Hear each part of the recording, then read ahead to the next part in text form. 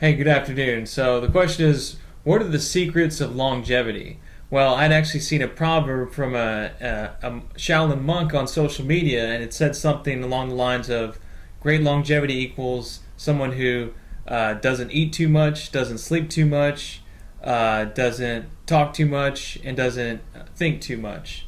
What do you think about that? Sounds like it's not a congressman. Certainly, they're talking.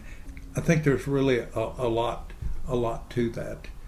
If you had to go and find people that live to 100 years old, I don't care what sex they are, what religion they are, what society they live in, or any other factor, virtually any other factor, there's one thing that they all share if they're in excess of 100 years old. They have something to live for. They have a mission. It may just be like one little old lady was a tour guide at a museum, and that was her life because she knew everything in that museum because she'd helped create the museum, and it was her life to present that material. There are other people who they just spend a lot of time helping others. That's their big deal. I had an aunt who was over 100 years old. She would volunteer, and she laughed about this because she just loved people. She would go down and volunteer at the nursing homes to take care of all those old people. And she was 100. So, of course, she walked 2 miles every day at 100 and finally checked herself into a nursing home at 100. But the secret to longevity and reaching advanced age is to start early. And you can do some recovery from living a stupid life up to that point, but it's a better chance if you've done a little bit of preparation your whole life to try to have a better life.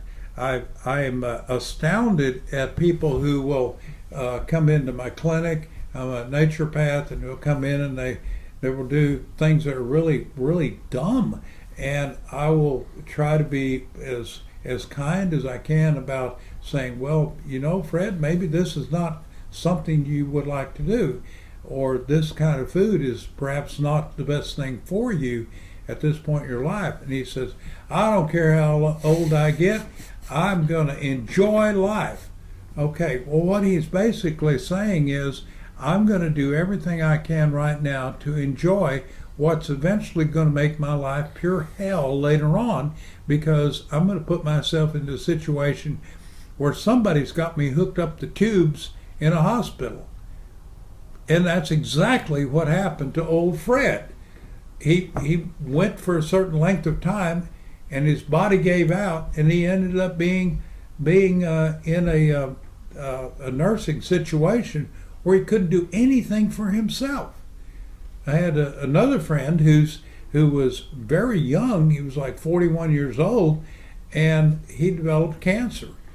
So the doctors were treating him, and his first complaint was, that medicine tastes like crap. If I can't eat my steak and potatoes, I'd rather die. His wife and child miss him. So there you have it. So what do you think? I think that, yeah, I think all the above. I mean, I don't think there necessarily is a secret to longevity if you're taking care of your body properly. Obviously, if you know the effects of what you're taking in, the types of foods you're eating, if you do drugs or drink, if you're not sleeping a long time, if you're always stressed out, there's so much information out there that shows that these things can affect your health and your brain, your heart, your body, your kidneys, your liver, everywhere. So I wouldn't necessarily say it's a secret, but if you were to call it that, it sounds like you got the right answer for it. How about the term personal responsibility? I think that one has a huge impact. I'll give you a little analogy. Some of you might have heard a video that I did where I was speaking about this. The gentleman that I was working with in a company, I had just started working with them, they'd been there several years, went in the evening after work to a little country western bar next to the company. And they would have a couple of beers and go home. Well, a couple of these men would drink more. And they kept hounding me and hounding me and hounding me. And finally, all right, I'll go have a beer with you. Okay, well, I did. And after the first one, I had promised my wife I'm not going to come home drunk. I'm never going to do that. And so I got up to leave. And well, I'm just buying another round. Come on, no. I said no. My wife had supper on the table. I have to go home. I left. Those gentlemen, every single one of those 5 gentlemen, within 3 years, were divorced. Because that evening, I found out the next day at work that the 2 who had problems didn't leave until 11 o'clock at night, and then they went home.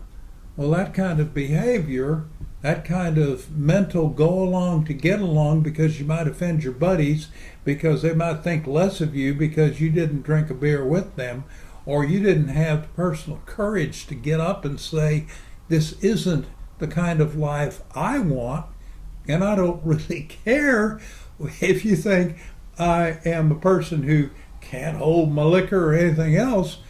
I have a life. I do not choose to ruin my life. I didn't give them a lecture. I simply said my wife has supper on the table, which, you know what? It was the truth.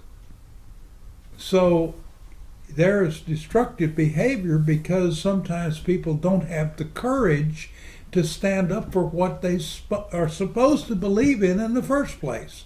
Yeah, it's just a bad case of groupthink altogether, if you want to call it that. Exactly. It's a new phrase that I think is very, very applicable to losing your ability to achieve longevity.